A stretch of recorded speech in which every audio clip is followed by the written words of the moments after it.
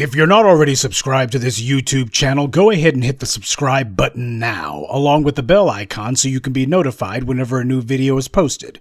And if you're already subscribed, check and make sure that YouTube hasn't unsubscribed you. And of course, be sure to give the video a like, as well as share it on your social media.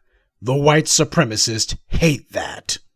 Now, that said, ever since the murder of Trayvon Martin, as young black people in particular have taken to the streets to seize their power, you've had this non-stop narrative that's been pushed from the corridors of power, starting with Barack Obama himself, and the white media jumping on board saying that, oh, this is nothing but a bunch of rampant lawlessness. There's no excuse for this whatsoever, which of course dovetails completely with the Republicans. This is how you make sure that you have continuity of policy. You have it where you got two groups who claim to be on separate sides of the issues, but whenever it comes time to talk about what's going to be done, they say the exact same things. Well, for years we had this narrative being pushed that all of these black folks who were taken to the streets to fight police violence were in fact just a bunch of thugs, as Barack Obama put it. And there was no excuse for this, and it dovetailed nicely with old orange man Trump saying that he was going to restore law and order. He restored neither, because America has never had law. It's only had white supremacist dictates, and it's never had order. It's had white supremacist control. Nonetheless, the white media tried to tell us that that's what was going on. Well, how very different the story becomes when you start talking about white people. As Professor Noam Chomsky once said, occasionally history will give you a controlled experiment. In Britain, you had the murder of a young woman named Sarah Everard. She was murdered by a police officer, brutally murdered, might I add, and the public has understandably been outraged. Though, of course, the feminists in Britain are no different than the feminists in the United States. They happen to be not even auxiliaries, but they happen to be the irregular forces of white supremacy. So instead of the issue being about what are we going to do to curb police powers across the board, instead the feminists have been brought in to say, we need some laws that are going to better protect women. Yeah, in other words, the narrative has to be shifted away from what are we going to do to punish the police to, well, what laws can we put on the books? The entire reason the protests are happening is because of the fact that the police have now been absolutely irrefutably revealed to be the thugs that the people of Britain always knew them to be. But the feminists are coming in and trying to dissipate the energy and trying to distract people and make it into this needs to be about a women's rights issue. Let's stop talking about the police. Yeah, because that would be too narrow. Let's instead stick to the small issue of whether or not we're going to have separate sitting places on the tram for men and women. Let's not do anything that threatens the state. See, Gloria Steinem was also on the CIA payroll. This woman was a government agent. And we see the exact same tactics in Britain. Again, this is a controlled experiment showing that that white supremacist over there is no different than the white supremacist over here. But it's very telling how things are going in Britain, especially from the media's point of view. Now, the UK government is preparing to enact what for them would be the equivalent of the '94 crime bill.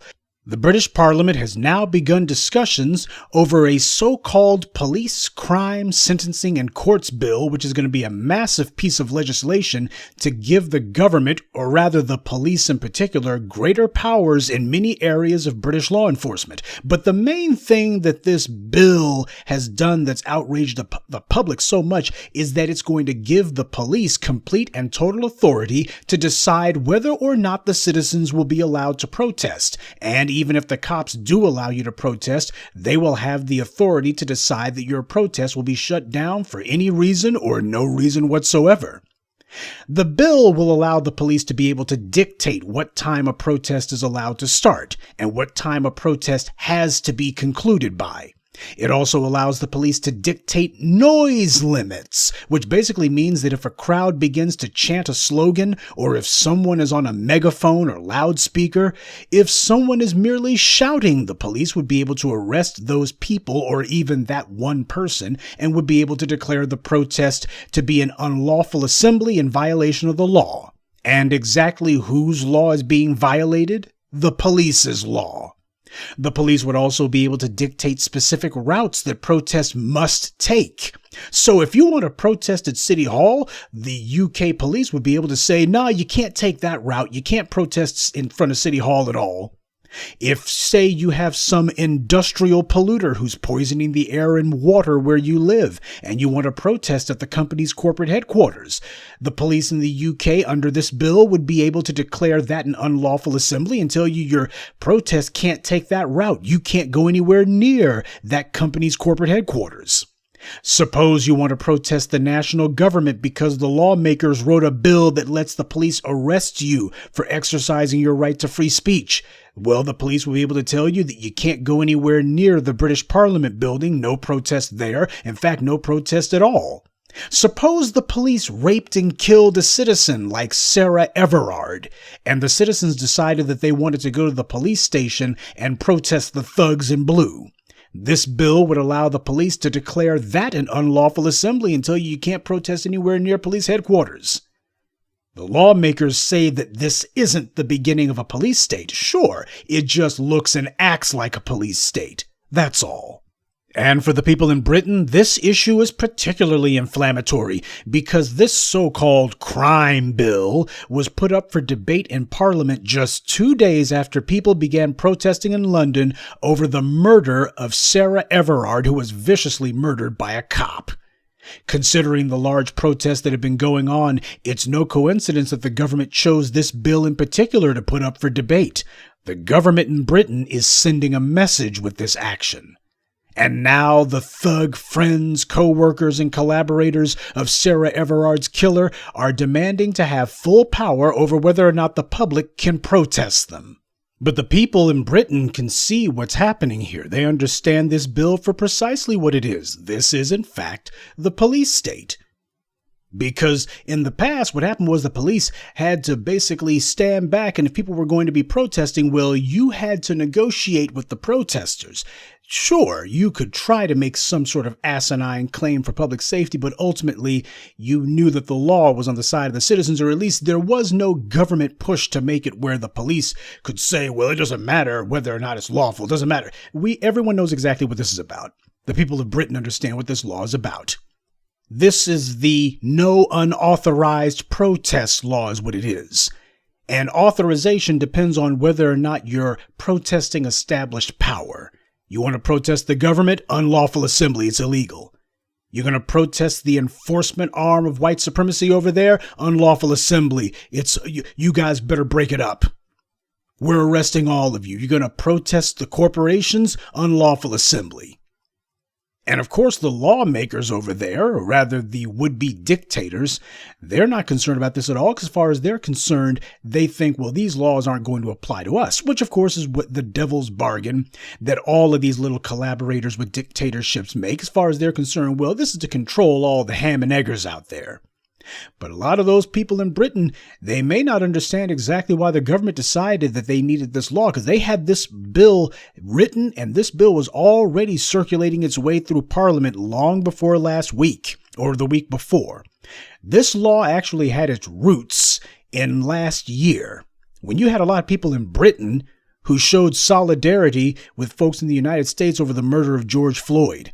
And people in Britain started looking and saying, wait a minute, we got similar problems with the police right here. We didn't have to go to the United States to find police brutality. We got plenty of it right here. And the UK government's looking and going, damn, those niggers in the United States, they are inflaming the public here.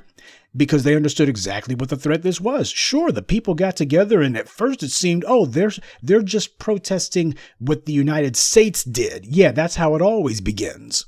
They begin by protesting the big, bad, most outrageous example of white supremacy, which will always be the United States. But then they start looking in their own backyard and saying, wait a minute, we got similar actions happening right here. So what started off as a protest against U.S. policy inevitably became a protest against UK policy. So the government over there already looked last year and said, we better stop this thing now.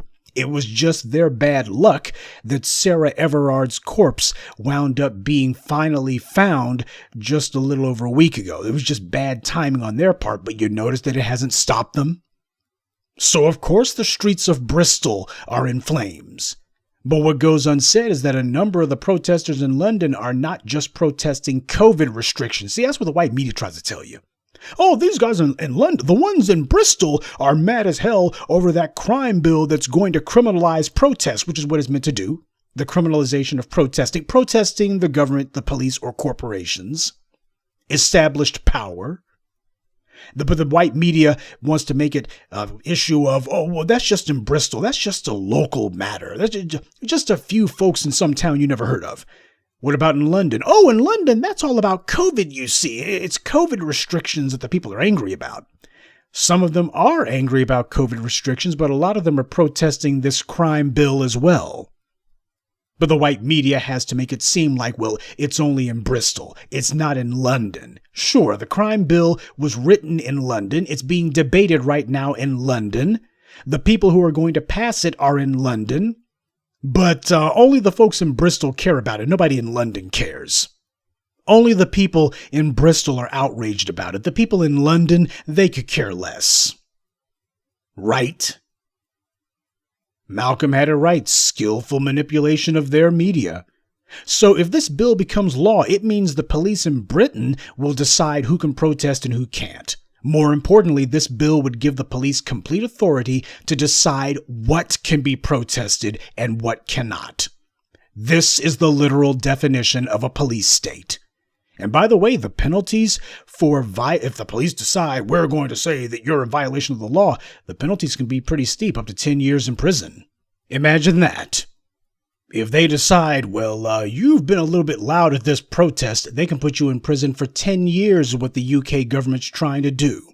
I guess the good old boys over in the United States figured that that might not exactly go so easily in the US. So let's go ahead and do a trial run in Britain first, since it's a similar society. Britain did give rise to the US after all. And see how it flies over there. Take it as a test run just to see what kind of difficulties are encountered. So 10 years if you are judged as having caused some sort of quote unquote serious annoyance. 10 years in prison for an annoyance, but it's not the only place that they put these strict penalties in place. If you want to know what this is really about, they actually connected these issues because in that bill that's going through the UK Parliament right now, they're going to have up to 10 years in prison for people who are seen as causing damage to statues and memorials. And what is it that caused them to put this law in there, to write that particular passage into the law?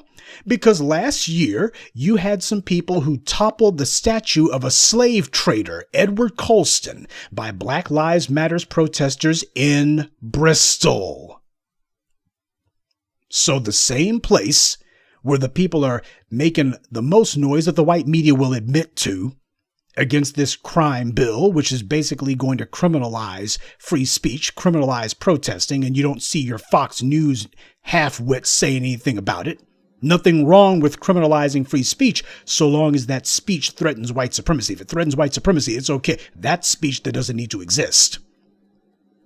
But you have the UK government who is now putting up for debate a law that was motivated by protesters toppling the statue of a slave trader. That's what brought about this law. Ultimately, that's what it's about. White supremacy requires that the society accept that the heroes of white supremacy be in places of honor. You ain't got to like it, but as long as you abide it, as long as you don't do anything about it, as long as you don't remove them, what you allow is for white supremacy to make it clear we're putting our stamp on the society. We're making it very clear who runs things here, who this society is meant to benefit, who it's for, who it's meant to advantage. So now you got a law that is going to usher in a police state if passed, and the result of it will be you cannot protest government policy, and you better not call yourself doing anything that shows any disrespect to the images and heroes of white supremacy. This law was meant to stop the kind of massive changes to public sentiment that the black empowerment protests in the U.S. had brought about last year. This is Britain's answer to it, a police state. And if you want to know how stupid this is, even members of parliament recognize it. One member of parliament in particular, Peter Kyle of the Labour Party, said that throwing a statue into Bristol Harbor would carry a heavier penalty than throwing a woman or a child into the harbor. You would get punished more harshly for throwing a statue in the harbor than for throwing a woman or child in the harbor.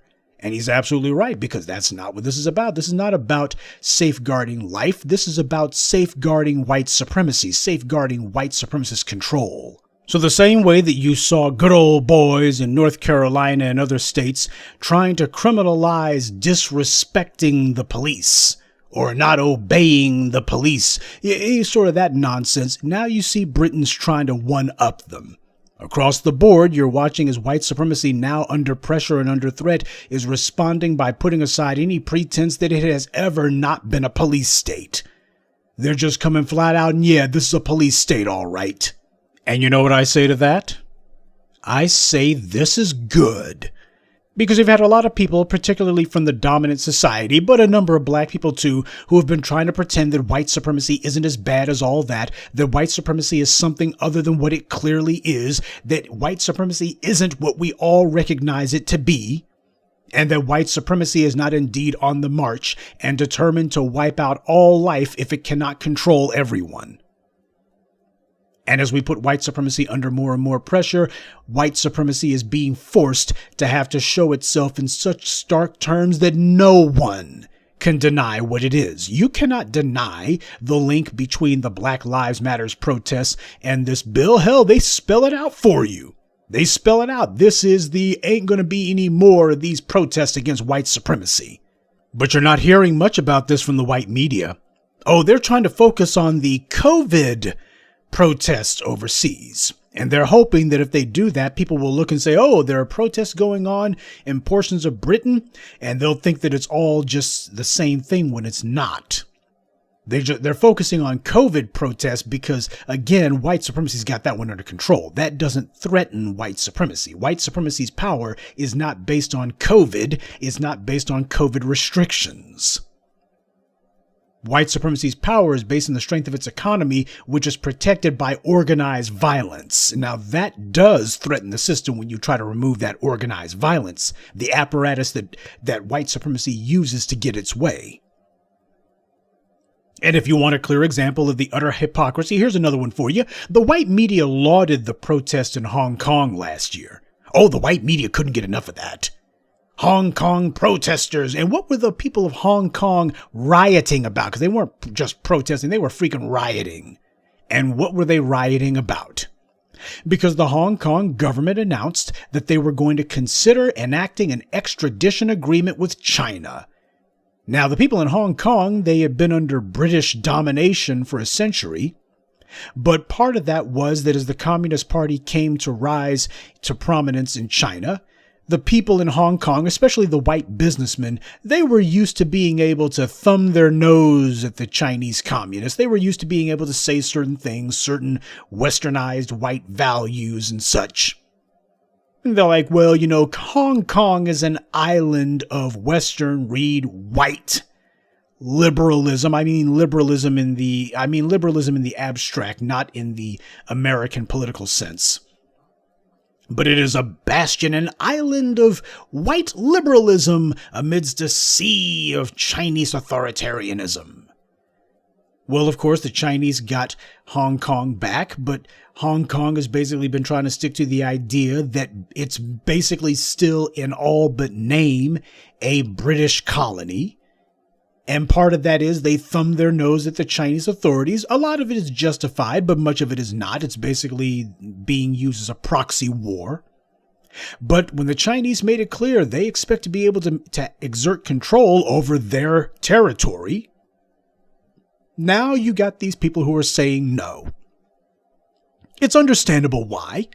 When the Chinese make it clear that if somebody in Hong Kong calls themselves speaking against the Chinese Communist government's policies, they can be extradited for re-education. Of course, that's going to disturb a lot of people in Hong Kong. They're used to being able to speak their minds. They can speak their minds against the Chinese. They've always been able to speak their minds against the Chinese. But now that the white folks are no longer in charge, they're used to the idea of speaking their minds against the white folks too. And that being the case, the white people who are not in control are trying to tell the people of Hong Kong, well, you can't speak your minds against the Chinese, so you should vent your anger at them. Fine, but the white media had no problem lauding the protests last year by the Hong Kong residents because the Chinese government was trying to extend their own police state into Hong Kong itself. So when the people of Hong Kong are protesting the encroaching police state, the white media praises it and lauds it. These are freedom fighters. But you got people doing the exact same thing in Britain, and the white media is looking the other way and saying, let's talk about COVID, please. Yeah, because the prospect of people being wiped out by the hundreds of thousands by a virus is a hell of a lot more comforting than the end of white supremacist rule, than the end of the white supremacist ability to use organized violence to get their way. Oh yes, how different the white media coverage is when the people or the cause that is being protested is one that threatens white supremacy. White supremacy heavily influences, if not completely outright controls, all the world. And there are many of us, not enough, but many of us who are attempting to put an end to that control. But we got to be honest about the fact that the same white media that has spent hundreds of years demonizing black people and trying to find ways to justify white supremacy's violent and racist actions, they're not going to be putting forward coverage that is going to get you to question white supremacy or otherwise decide how it must be toppled. Instead, they'll give lip service to it and then try to point you in another direction. They'll try to misdirect you. Look at who it is who owns these white media companies. Big, white, multinational corporations. The same ones that people wind up protesting.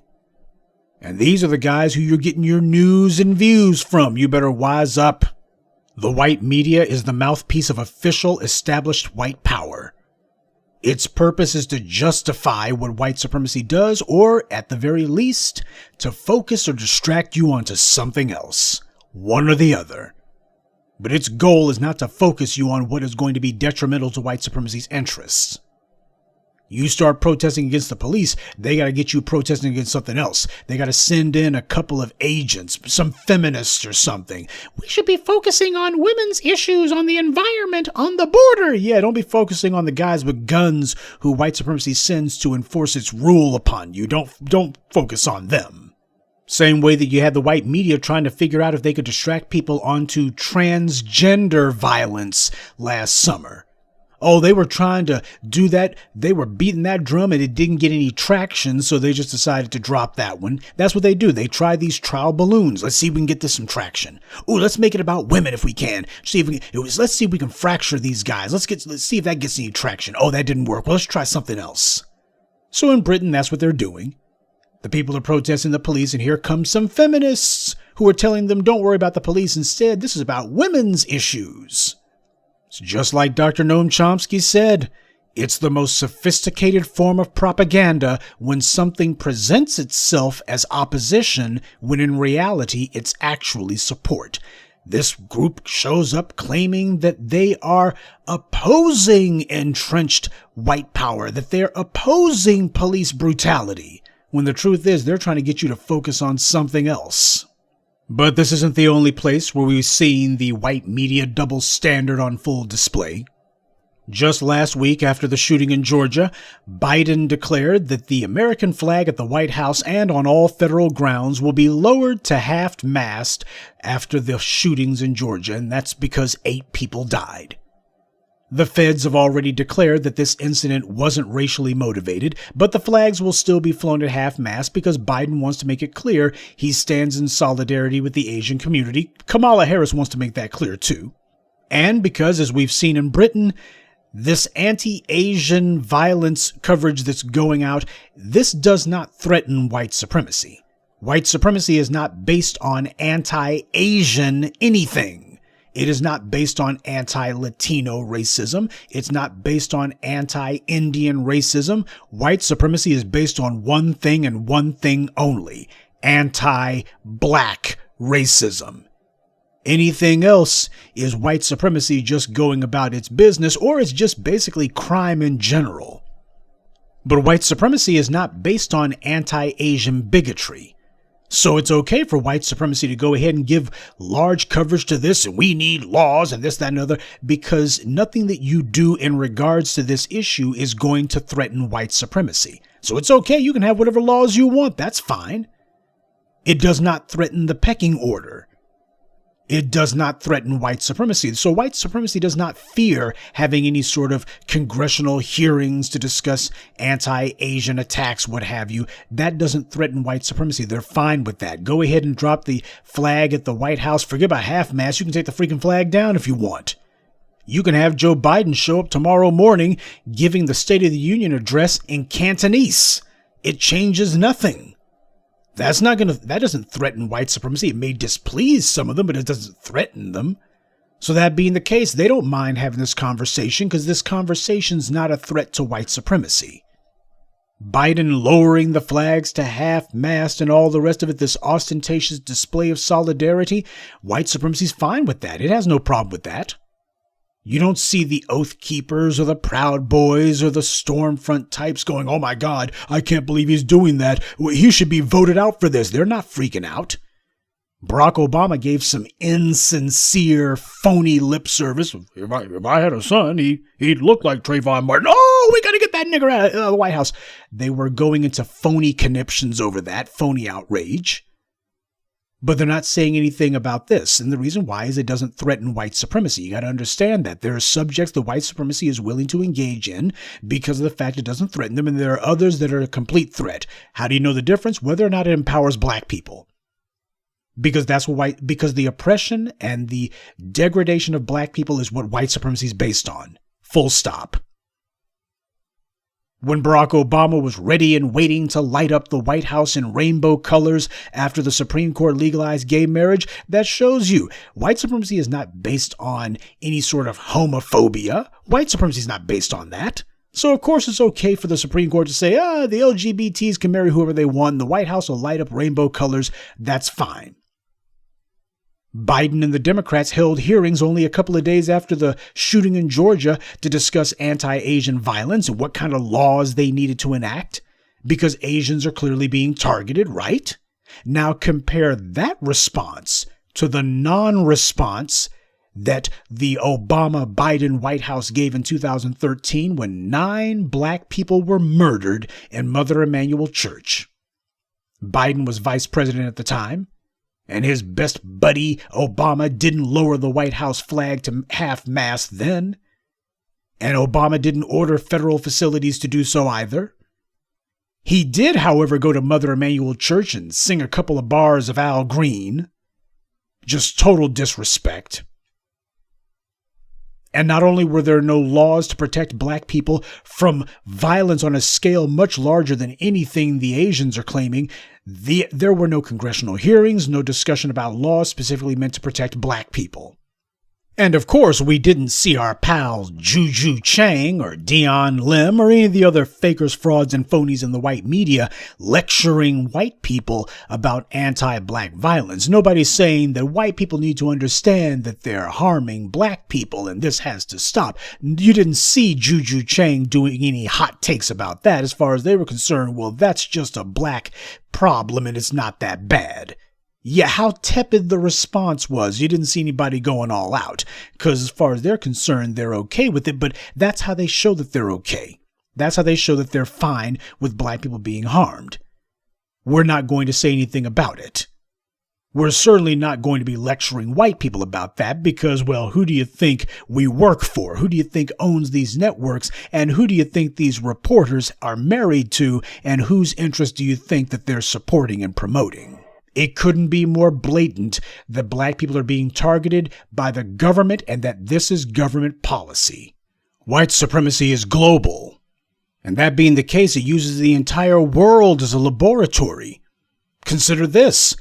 In 2016, you had the Brexit vote where the British government decided to end the common market with the European Union, or whatever the hell it was that they were doing. Now, do you know, however, that a company called Cambridge Analytica was behind helping to push British public opinion in the direction of breaking away from the European Union? And who is behind Cambridge Analytica? Robert Mercer, the billionaire tech investor, who, for those of you who may have forgotten, is also good friends with and was one of the biggest political contributors to Donald Trump. See, that's what Robert Mercer put his money into. He wanted to figure out how to use technology and information in order to pull off these political coups, to make the impossible practical. How do you pull off just these stunning electoral coups like this? This is part of how white supremacy intends to keep its control. Even if you do have people voting, well, you got to make sure that the people have the right information to vote with. They used Britain as a petri dish. They wanted to figure out whether or not the kind of online information spamming that they were doing over there would also work in the United States. Before you do it in the US, you got to have a test case first. So they tested it in Britain. The exact same people who were also pushing for political power in the United States. The exact same folks. And now you see this happening in Britain. See, this is the reason why you got to watch white supremacy all over the world. You can't just decide, well, only what's happening inside the United States. The two play off of each other. That's the point that I'm making. And the white media is going to do everything that it can to misinform and disinform you 5 ways from Sunday. This is the reason why you need the black media. This is the reason why you need to be listening to your people, because your people are going to be telling you what it is that you need to know about.